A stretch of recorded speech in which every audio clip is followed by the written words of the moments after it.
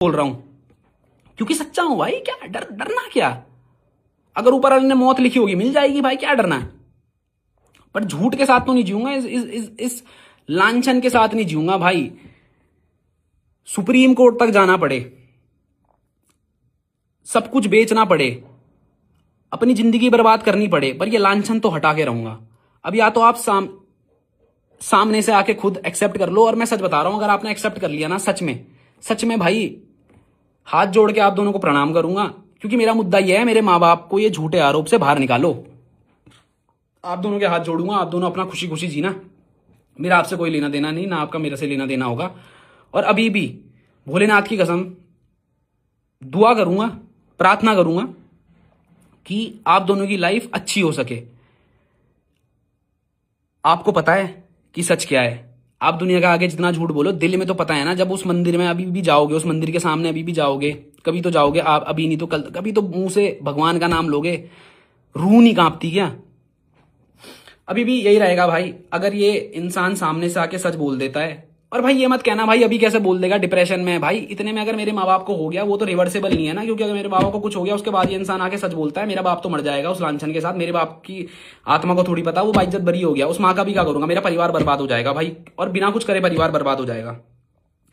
ना मैं रहूंगा, ना मैं कुछ करूंगा। ये सुसाइड कोई भी अटेम्प्ट कर सकता है। और आपने एक बहुत गलत चीज दुनिया के सामने रखी है कि जब आप पे प्रूफ ना हो, जब आप पे कुछ ना हो, आप सुसाइड अटेम्प्ट कर लो।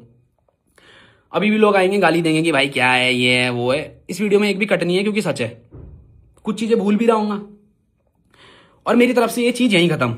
इसके बाद ना मैं कोई प्रूफ डालने वाला हूं, मैंने जितने डालने थे डाल दिए। ना मैं इसके बाद कोई और वीडियो बनाने वाला हूं। आप जब भी पहली बार इंस्टाग्राम पे आओगे या किसी भी सोशल मीडिया प्लेटफॉर्म में आओगे, मेरे आपसे हाथ जोड़ के निवेदन है, सच बोल देना। अगर आप सच नहीं बोलना चाहते हो तो आप वो प्रूफ दे देना जो इल्जाम आपने लगाए हैं। अभी भी ये बोलूंगा, क्योंकि लोग ना अब शायद इसको ऐसे जोड़ देंगे कि भाई अगर उसके बच्चे को कुछ हो गया तो इसका जिम्मेदार कौन होगा? भाई उसका जिम्मेदार मैं बिल्कुल नहीं हो सकता। क्योंकि अगर मैं अपने माँ बाप की लड़ाई लड़ रहा हूं, और मैं इस डर में लड़ूं कि भाई सामने वालों का बच्चा होने वाला है, जो कि बहुत अच्छी बात है भाई, भगवान करे वो बच्चा स्वस्थ हो, अच्छा हो, और उसे सारी कामयाबी मिले दुनिया की। पर सिर्फ इस डर से, मतलब लोग सिर्फ ये देख रहे हैं कि उनका क्या, भाई मेरे परिवार का क्या? वो तो गलत भी नहीं है। और मैं तो छाती ठोक के बोलता हूं, वो इंसान गलत है। ना रितिका गलत है, ना वो आने वाले बच्चे की कोई गलती है, पर वो इंसान गलत है जिसने ये सब कुछ करा है। क्योंकि अगर आप पे सबूत होते, आप मेरे पे लीगली जाते। जब आप एक फेक केस मार सकते हो ना भाई, और जब आप अटेम्प्ट कर सकते हो ऐसा कुछ बहुत बड़ा, तो उससे बहुत आधी हिम्मत लगेगी सच बोलने में, और मेरे पे एक सच्चा केस मारने पे। तो इसको यहीं खत्म करते हैं। मैं अभी भी ये कहूंगा, मेरा ना उस रितिका के बच्चे को कोई ठेस पहुंचाने का, क्या कहेंगे, इमोशन है, ना मेरे को रितिका से कोई दिक्कत है। मेरे को दिक्कत सिर्फ एक इंसान से है, जिसको आप जानते हो। और मैं चाहता हूं वो इंसान आके सच बोले, और अगर मैं गलत हूं तो वो प्रूफ दे दे। भाई खत्म करते हैं ना। आप प्रूफ कह रहे हो, आप पे प्रूफ है, पर आप प्रूफ डाल ही नहीं रहे हो। अब बहुत सारे बंदे ना उनकी तरफ से मेरे को कॉल करके कहने लग रहे थे, मैं नाम नहीं लूंगा क्योंकि फिर मैंने जुबान दी है, बट फिर भी मेरे को बहुत तरफ से कॉल आया कि भाई मिलके सॉर्ट आउट कर लो, परिवार है, मिलके सॉर्ट आउट कर लो। भाई मैं क्यों करूं मिलके सॉर्ट आउट? क्या मिलके ये चीज उनकी तरफ से नहीं करी जा सकती थी? समझ रहे हो? मतलब बड़ा मैं ही बनूं, बड़े बने सिर्फ कलम, कलम के माँ बाप, दूसरा इंसान जो मर्जी करे। आपका बच्चा होने वाला है, भोले से प्रार्थना करूंगा बहुत स्वस्थ हो, अच्छा हो, बहुत तरक्की करे। पर इससे ये साबित नहीं हो जाता जस्ट बिकॉज आपकी जीवन में खुशियां आने वाली है, आप मेरी खुशियां ले लो।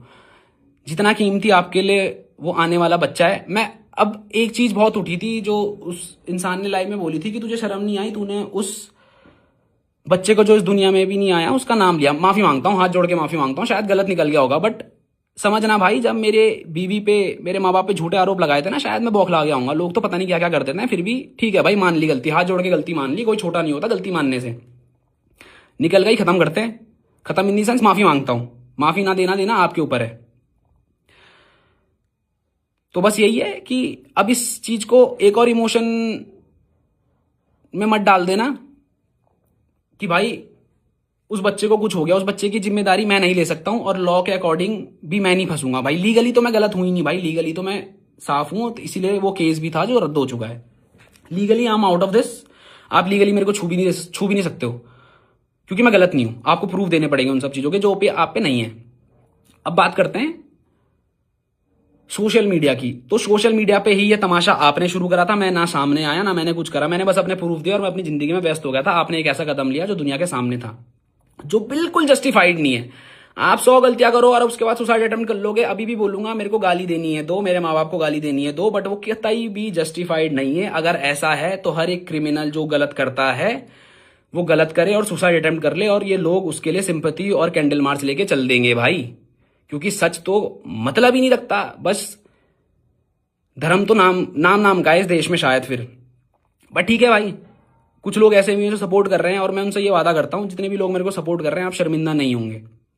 हक से छाती ठोक के बोलता हूं, सच्चा हूं, एंड तक सच्चा रहूंगा, और ना आज तक झूठ बोला है ना बोलूंगा। ठीक है, इस वीडियो को यहीं खत्म करते हैं। फिर से एक और बार लास्ट में ये कहूंगा, अगर आपके अंदर थोड़ी भी शर्म है सामने आके माफी मांग लो, और इस मुद्दे को यहीं खत्म करते हैं। इसके बाद मेरी तरफ से कुछ नहीं होगा, इसके बाद पुलिस अपनी इन्वेस्टिगेशन बैठाएगी मेरे ऊपर और उस केस के ऊपर। मैं आपको नहीं ला रहा हूं भाई, आपको नहीं ला रहा हूं। प्लीज अब इसको दोबारा इमोशन मत घुमा देना। इसका भाई अभी हॉस्पिटल में और ये सब कर रहा है, क्योंकि अगर शायद उसको 1-1.5 महीना लगेगा डिस्चार्ज होने में, या 5-6 दिन भी लगेंगे। अगर इस बीच जो धमकियां मेरे माँ बाप को और मेरे को आ रही हैं, अगर इस बीच किसी ने मेरे माँ बाप को हार्म कर दिया तो उसकी जिम्मेदारी कौन लेगा, मेरे को ये भी बता देना। तो मैं अपने लॉ पे पूरा भरोसा रखता हूं, और ये चीज अब लीगली आएगी। अगर मैं गलत तो मुझे सजा, आप गलत तो मुझे सजा। जय श्री राम, खत्म करते हैं।